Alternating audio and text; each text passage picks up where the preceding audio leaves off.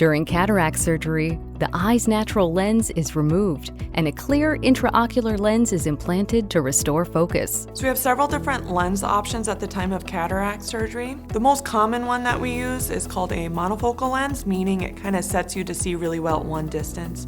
So most people will pick, I want to see really well in the distance without glasses. I don't mind using reading glasses up close. For patients looking for a more complete range of clear vision, there are lifestyle lenses available. These advanced technology lens options treat eye conditions such as astigmatism and presbyopia, delivering clear near, intermediate, and far vision and reducing the need for glasses. With so many options available, how do you know which intraocular replacement lens is right for you? There's additional evaluation that we do to ensure that you are a great candidate for one of those lenses in order to give you the best possible vision we can. As far as advances in cataract surgery, that's a constant area of evolving research and development. There's new lenses that come out all the time trying to get patients the vision back they had when they were in their 20s. Whether you're considering cataract surgery now or in the future, we welcome you to ask us about your intraocular lens options.